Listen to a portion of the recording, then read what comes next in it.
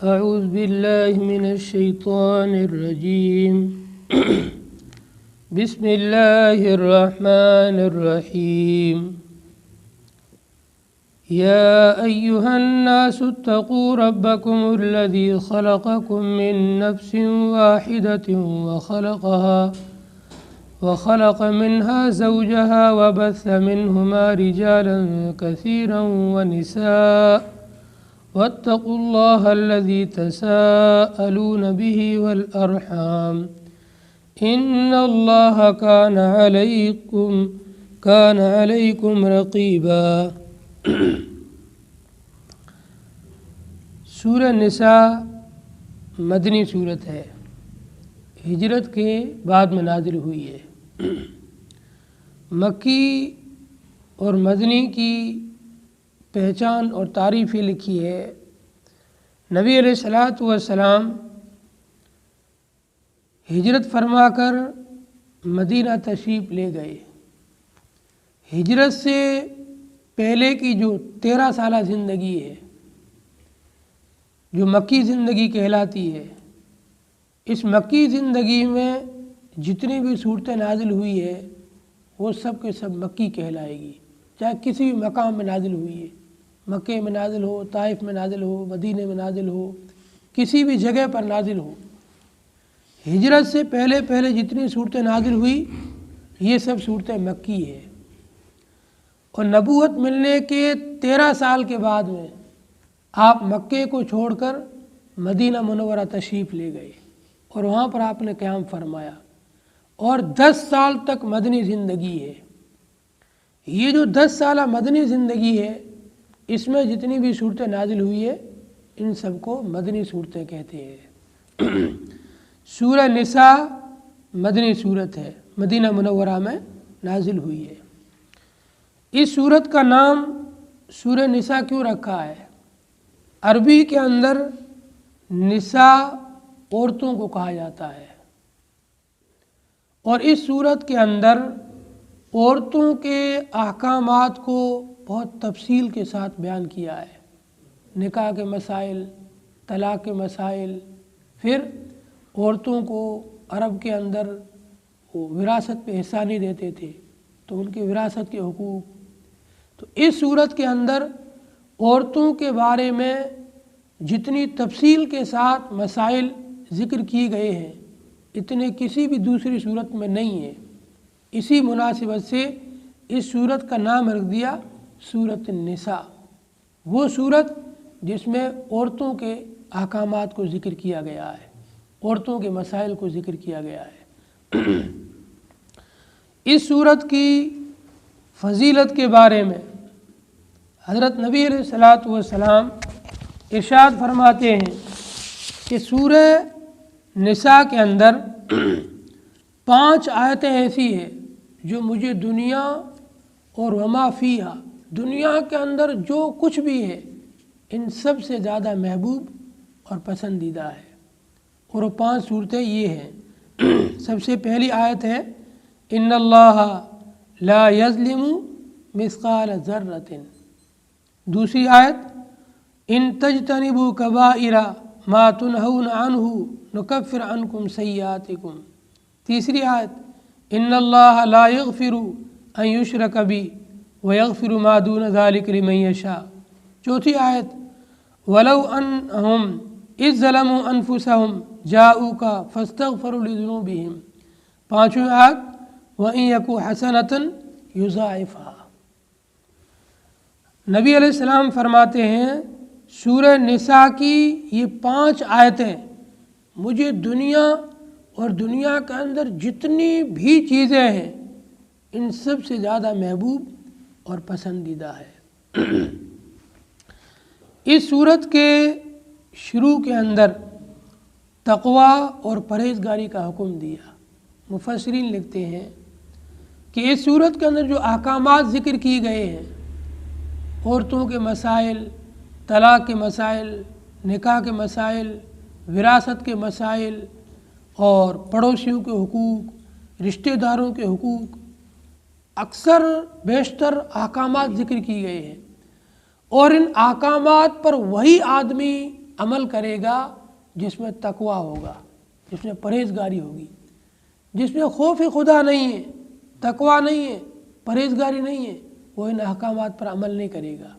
اس لیے سورت کی سب سے پہلی آیت کے اندر ہی اللہ نے پورے انسانوں کو تقوی اختیار کرنے کا حکم دیا اور فرمایا یا ایھا الناس، اے لوگوں، اتقوا ربکم الذی خلقکم من نفس واحدہ، ڈرو تم اپنے رب سے جس نے پیدا کیا تم سب کو ایک جان سے۔ پورے انسانوں کو اللہ پاک نے حضرت آدم علیہ السلام سے پیدا کیا ہے۔ وَخَلَقَ مِنْهَا زَوْجَهَا، پھر اس سے اس کی زوجہ اور اس کی بیوی کو پیدا کیا۔ پہلے اکیلے آدم کو پیدا کیا، پھر اس کی بیوی کو پیدا کیا اسی آدم کی الٹی پسلی سے۔ مفسرین لکھتے ہیں کہ حضرت آدم علیہ السلام سوئے ہوئے تھے اور اللہ پاک نے حضرت حوا کو آدم علیہ السلام کی الٹی طرف والے پہلو کی جو پسلیاں ہیں، چھوٹی پسلی سے حضرت حوا علیہ السلام کو وہاں سے باہر نکالا اور وہاں سے پیدا فرمایا۔ اب ہمارے عقلوں میں آنے والی چیز نہیں ہے، کیسے وہاں سے پھٹا ہوگا شریر اور وہاں سے ایک بچی کیسے پیدا ہوئی ہوگی، لیکن اللہ تبارک و تعالی جب کوئی کام کرنا چاہتا ہے تو بس کلمہ کن کی دیر ہوتی ہے، ہو جا بس وہ کام ہو جاتا ہے اللہ کی قدرت سے۔ تو اللہ پاک نے حضرت حوا کو آدم علیہ السلام کے الٹے والے پہلو کی چھوٹی پسلی کے اندر سے پیدا کرا۔ جب آدم علیہ السلام بیدار ہوئے اٹھے تو دیکھا کہ پاس میں ایک عورت بیٹھی ہوئی ہے۔ اب اللہ پاک نے حضرت آدم کا اور حوا کا آپس میں نکاح کروا دیا۔ نکاح کے بعد میں آدم علیہ السلام اور حوا کی کثیر اولاد ہوئی، بہت زیادہ بچے ہوئے۔ وَبَثَّ مِنْهُمَا رِجَالًا كَثِيرًا وَنِسَاءً، اور ہم نے ان دونوں سے، آدم اور حوا سے، بہت سے مرد اور بہت سی عورتوں کو پھیلایا، آگے پیدا کیا۔ وَاتَّقُوا اللَّهَ الَّذِي تَسَاءَلُونَ بِهِ وَالْأَرْحَامَ، اور تم ڈرو، تقوی اختیار کرو اللہ تبارک و تعالیٰ سے جس کے ذریعے سے سوال کرتے ہو تم، والارحام، اور رشتہ داری کے بارے میں، ارحام کے بارے میں بھی ڈرو اور تقوی اختیار کرو۔ ان اللہ کان علیکم رقیبا، بے شک اللہ تبارک و تعالیٰ تمہارے اوپر نگراں ہے، تمہارا پورا دھیان رکھ رہا ہے کیا کیا تم کرتے ہو۔ یہ آیت پوری سورت کے لیے تمہید ہے۔ اگلی سورت کے اندر رشتہ داری کے بارے میں اور جتنے بھی تعلقات والے ہیں ان سب کے بارے میں الگ الگ حقوق کو بیان کریں گے۔ اس آیت کے اندر سب کو ایک ساتھ ذکر کیا۔ ارحام، ارحام کے اندر ماں باپ بھی آئیں گے، بیوی آئے گی، بچے آئیں گے، پھر بیوی کی طرف سے رشتہ دار ننیال رشتہ دار، والد کی طرف سے رشتہ دار ددیال رشتہ دار، پھر بیوی کے جو آپ کے ہوں گے سسرال والے، ان کے کیا حقوق ہے، وہ سب آگے تفصیل کے ساتھ احکامات آئیں گے۔ پھر کوئی آدمی مر جاوے، وراثت میں کس کو کیا ملے گا، یہ سب احکامات اس صورت میں آگے آئیں گے۔ تو سب سے پہلی آیت جو ہے یہ تمہید کے طور پر ذکر کی ہے، اور اس میں صلہ رحمی کو اور تقوی کو، دو چیزوں کو خاص طور پر ذکر کیا ہے۔ تقوی راسو کل حسنۃ، ہر اچھائی، ہر خیر اور ہر بلائی کا جڑ تقوی ہے۔ جس انسان میں تقوی ہوگا وہ ہر نیکی کرے گا، ہر اچھا کام کرے گا، ہر بھلائی کر لے گا۔ تقوی نہیں ہوگا تو اچھائی اور بھلائی کرتے ہوئے اسے جو ہے شوق ہی نہیں ہوگا، بھلائی کرے گا ہی نہیں، برائی کے کاموں میں نکلتا رہے گا۔ اس لیے تقوی یہ بہت بڑی نعمت ہے، بہت دیر سے آتی ہے اور بہت جلدی چلی جاتی ہے۔ تقوی سب سے اخیر میں آتا ہے، اس لیے نبی علیہ السلام نے 3 مرتبہ فرمایا التقوی ہا ہنا، التقوی ہا ہنا، التقوی ہا ہنا۔ تقوی دل کے اندر کی چیز ہے، اس کو اللہ کے سوا کوئی جان ہی نہیں سکتا کہ کس میں کتنا تقویٰ ہے۔ اس لیے تقوی کو اختیار کرنا چاہیے اور اللہ سے دعا مانگنی چاہیے کہ اللہ تعالی ہم سب کو متقی پرہیزگار بنائے اور تقوی کی دولت عطا فرمائے۔ سورہ نساء کی جو سب سے پہلی آیت ہے، حضرت نبی علیہ الصلوۃ والسلام نکاح کے خطبے میں اس آیت کو پڑھتے تھے۔ جب بھی آپ کسی کا نکاح پڑھاتے تو نکاح کے خطبے میں اس آیت کو پڑھتے تھے۔ اسی لیے نکاح کے خطبے میں سورہ نساء کی پہلی آیت کو پڑھنا سنت ہے، نبی کا طریقہ ہے، نبی کی سنت ہے۔ جب بھی نکاح ہو تو نکاح کا سنت طریقہ یہ ہے کہ اس آیت کو پڑھا جائے، 2 آیتیں اور پڑھی جاتی ہے، ان کو بھی ساتھ میں پڑھا جائے، پھر لاسٹ میں 2 حدیثیں پڑھی جاتی ہے، ان کو پڑھا جائے۔ یہ نکاح پڑھانے کا سنت طریقہ ہے۔ تو اس آیت کے اندر صلہ رحمی کا حکم دیا ہے۔ صلہ رحمی کسے کہتے ہیں؟ رحم بولتے ہیں بچہ دانی کو۔ عورت کے پیٹ کے اندر جو بچہ دانی ہوتی ہے اسے رحم کہا جاتا ہے، جس کے اندر بچہ حمل ٹھہرتا ہے، پھر بچہ بنتا ہے، بچہ پلتا ہے، 9 مہینے کے بعد دنیا میں آتا ہے، اسے رحم کہا جاتا ہے۔ اس کی جمع ہے ارحام، بہت ساری رحم دانیاں۔ اور چونکہ جتنے بھی تعلقات ہیں یہ سب تعلقات بھی وہیں سے بنے ہیں۔ بچہ پیدا ہوتا ہے، پیدا ہوتے ہی کوئی اس کا باپ ہے، کوئی اس کی ماں ہے، کوئی اس کا ماموں ہے، کوئی اس کا تایا ہے، کوئی چچا ہے، کوئی بھائی ہے، کوئی بہن ہے، پھر بڑا ہوتا ہے تو اس کی شادی ہوتی ہے۔ تو یہ جو تعلقات بنے ہیں وہ رحم دانی سے بنے ہیں۔ اسی رحم دانی کے اندر حمل ٹھہرنے کی وجہ سے کوئی اس کا باپ بنا، کوئی اس کی ماں بنی، دنیا میں آیا، کوئی اس کا بھائی بنا، کوئی اس کی بہن بنی، پھر کوئی ماموں، کوئی چاچا، کوئی تایا، کوئی کیا، سب بنتے گئے۔ اسی لیے آپ نے حدیث کے اندر صلہ رحمی کی بڑی فضیلت بیان فرمائی ہے۔ صلہ رحمی کہتے ہیں رشتہ داروں کے ساتھ اچھائی کا برتاؤ کرنا، رشتہ داروں کے ساتھ حسن سلوک کرنا، ان کے ساتھ تعلق کو جوڑ کر رکھنا۔ صلہ کے معنی جوڑنا، رحمی کے معنی رشتہ داری کو جوڑ کر رکھنا۔ حدیث کے اندر حضرت نبی علیہ الصلوۃ والسلام ارشاد فرماتے ہیں، من احب ان یبسط له رزقه وینسى له فی اثره فلیصل رحمہ۔ مشکات شریف کی حدیث ہے۔ فرماتے ہیں جس شخص کی یہ چاہت ہو، جس کی یہ تمنا ہو کہ اس کی روزی کو کشادہ کیا جائے اور اس کی عمر کو بڑھا دیا جائے، اسے چاہیے کہ وہ صلہ رحمی کرے، اپنے رشتہ داروں کے ساتھ میں اچھائی کا برتاؤ کرے، تو روزی میں بھی برکت ہوگی اور عمر کے اندر بھی برکت ہوگی، اور آخرت کے اندر جو اس کو منافع ملیں گے، جو فائدے ملیں گے وہ تو الگ ہے۔ دنیا کے 2 عظیم فائدے، رزق میں برکت اور عمر میں برکت، یہ رشتہ داروں کے ساتھ اچھائی کا برتاؤ کرنے کی وجہ سے ملتی ہے۔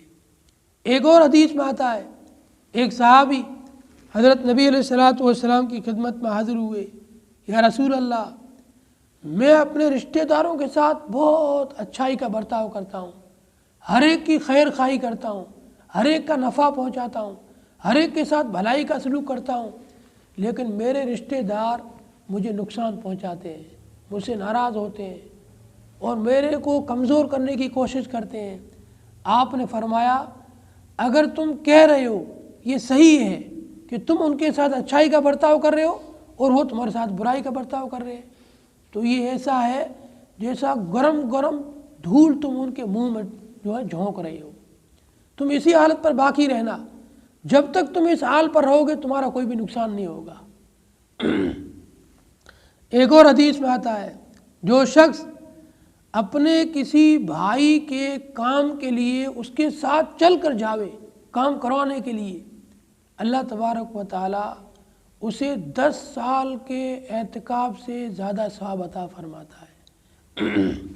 ایک اور حدیث میں آتا ہے، حضرت عبداللہ بن سلام فرماتے ہیں کہ نبی علیہ الصلوۃ والسلام جب مکے سے ہجرت کر کے مدینہ آئے اور میں نے جب نبی سے ملاقات کی، میرے کانوں میں نبی علیہ الصلوۃ والسلام کی جو سب سے پہلی بات پڑھی وہ یہ تھی، یا ایھا الناس، اے لوگوں، افشوا السلام، سلام کو عام کرو، ایک دوسرے کو سلام کرو، وَأَطْعِمُوا الطَّعَامَ، لوگوں کو کھانا کھلاؤ، وَصِلُوا الْأَرْحَامَ، رشتہ داروں کے ساتھ میں جوڑ کر رکھو، اچھائی کا برتاؤ کرو، ان سے تعلق کو توڑو مت، ان سے تعلق کو جوڑے رکھو، وَصَلُّوا بِاللَّيْلِ وَالنَّاسُ نِيَامٌ، رات کو اٹھ کر کے تہجد کی نماز پڑھو جب سب لوگ سو رہے ہیں، اس سے کیا ہوگا؟ تدخلوا الجنت بسلام، ان اعمال کی وجہ سے تم لوگ سلامتی کے ساتھ میں جنت میں پہنچ جاؤ گے۔ سلام کو عام کرو، لوگوں کو کھانا کھلاؤ، رشتہ داروں کے ساتھ حسن سلوک کرو اور تہجد کی نماز پڑھو، ان 4 اعمال کی وجہ سے تم جنت میں آرام سے اور سلامتی کے ساتھ پہنچ جاؤ گے۔ ایک اور حدیث میں آتا ہے کہ آدمی ایک تو کسی غیر رشتہ دار کے اوپر صدقہ کرے اور ایک رشتہ دار کے اوپر صدقہ کرے، رشتہ دار پر صدقہ کرنے کا دوہرا ثواب ہے۔ الصدقۃ علی المسکین صدقۃ وصدقۃ علی ذی رحم سنتان صدقۃ وصلۃ، یہ حدیث کے الفاظ ہیں۔ کسی مسکین کے اوپر جو اپنا رشتہ دار نہیں ہے، غریب ہے، مستحق ہے، اس کے اوپر صدقہ کرنا، یہ تو خالی صدقے کا ثواب ملے گا، اور ہمارا رشتہ دار بھی ہے اور وہ غریب ہے، مسکین ہے، اس پر صدقہ کرو، اس میں 2 ثواب ہے، ایک تو صدقہ کرنے کا ثواب اور ایک صلہ رحمی کرنے کا ثواب۔ اور صلہ رحمی کی ضد اپوزٹ ہے قطع رحمی، رشتہ داری کو توڑنا، رشتہ داری کو ختم کرنا۔ حدیث میں نبی نے فرمایا لا يدخل الجنت قاطع، رشتہ داری کو توڑنے والا جنت میں داخل ہو ہی نہیں سکتا ہے، جنت میں جائے گا ہی نہیں۔ دوسری حدیث میں آپ نے فرمایا لا تنزل الرحمت علی قوم فیہ قاطع رحم، اللہ تعالیٰ اس قوم کے اوپر اپنے رحمت کو اتارتا ہی نہیں ہے جس قوم کے اندر کوئی رشتہ داری کو توڑنے والا آدمی موجود ہو۔ کوئی ایسا آدمی جو سب کو لڑاتا آپس میں، بھائی کو بھائی سے لڑا دیا، ایسا آدمی جہاں پر موجود ہوگا اس آدمی کے ساتھ رہنے والوں پر اللہ تعالیٰ رحم نازل نہیں کرے گا۔ اس لیے کبھی بھی ایسا کام نہ کریں جس کی وجہ سے 2 بھائیوں میں لڑائی ہو جاوے، میاں بیوی میں لڑائی ہو، ماں بیٹی میں لڑائی ہو جائے، باپ اور بیٹے میں لڑائی ہو جاوے، ایسے کام سے دور رہا کریں۔ یہ لگائی بجھائی کا کام ہوتا ہے، سب کو آپس میں لڑا کر پھر خوش ہوں گے، ایسی قوم پر اللہ رحم نہیں فرماتا ہے۔ بسم اللہ الرحمن الرحیم، شروع اللہ کے نام سے جو بڑا مہربان نہایت رحم والا ہے۔ اے لوگوں، ڈرو تم اپنے رب سے جس نے پیدا کیا تم سب کو ایک جان سے، حضرت آدم سے، اور پیدا کیا اس سے اس کی زوجہ کو، اس کی بیوی کو، پھر پھیلایا ان دونوں سے بہت سے مرد اور بہت ساری عورتیں۔ ڈرو اللہ تعالیٰ سے جس سے تم سوال کرتے ہو، اور ڈرو رحم کے بارے میں، رشتہ داری کے بارے میں، بے شک اللہ تبارک و تعالیٰ تمہارے اوپر نگراں ہے۔ اب جو یہ رشتہ داری کے حقوق ہے، سب سے پہلا حق جو بتلاتے ہیں وہ یتیم کا بتلاتے ہیں۔ کیوں؟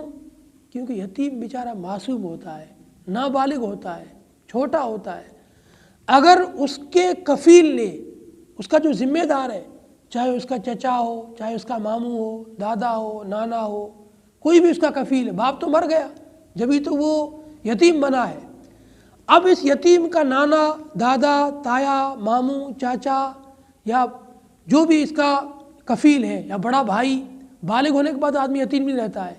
یتیم کہتے ہی اس بچے کو ہے جس کی عمر ابھی نابالغ کی عمر ہے اور اس کا باپ مر جائے۔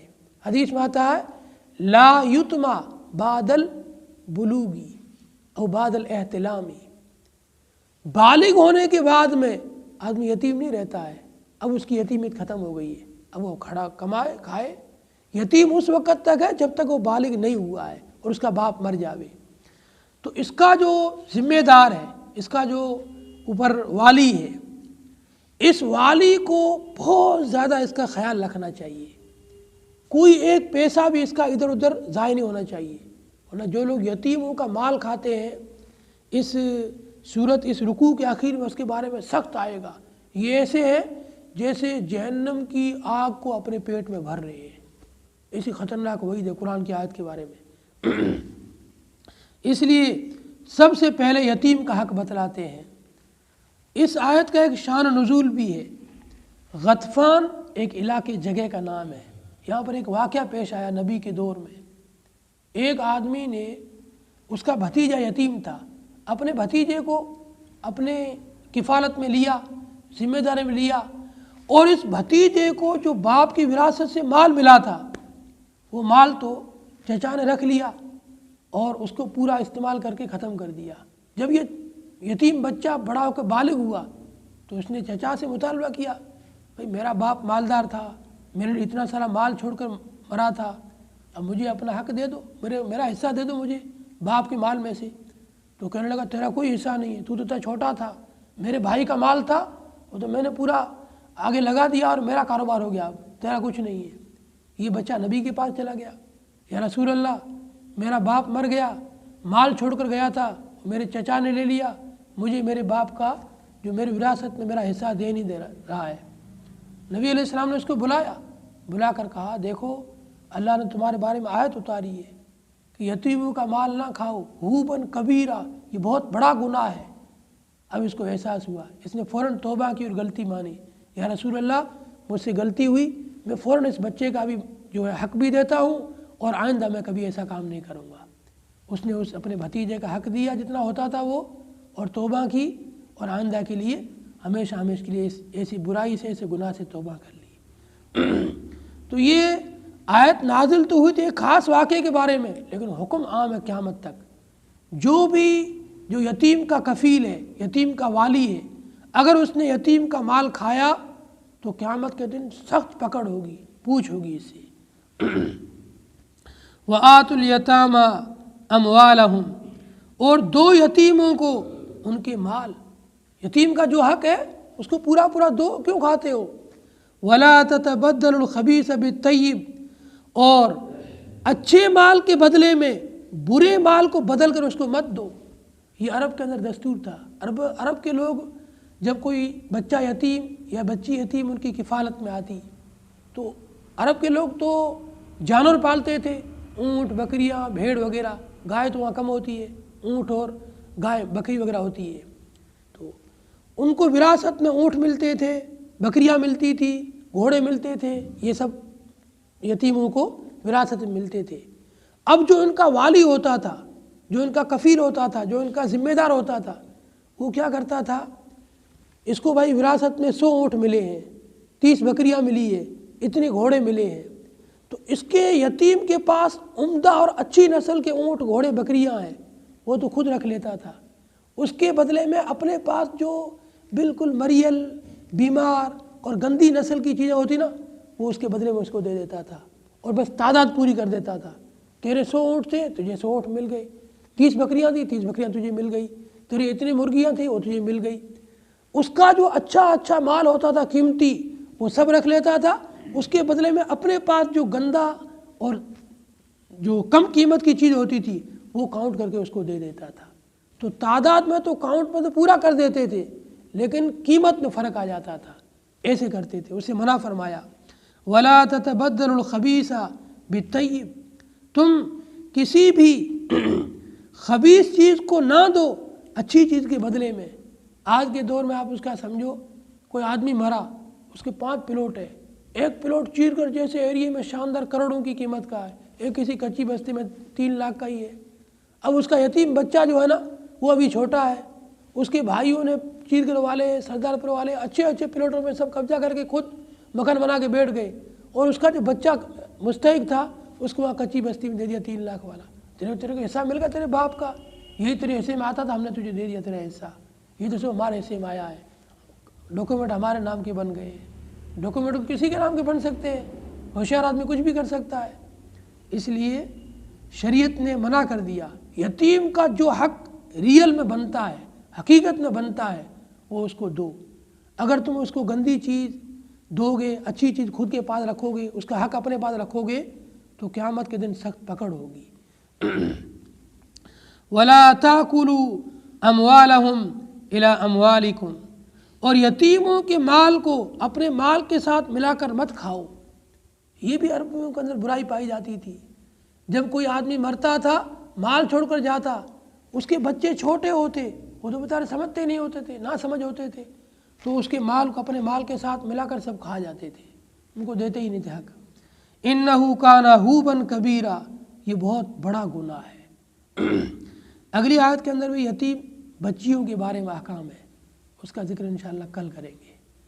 اللہ تعالیٰ سے دعا ہے کہ اللہ تعالیٰ ہمیں عمل کی توفیق عطا فرمائے۔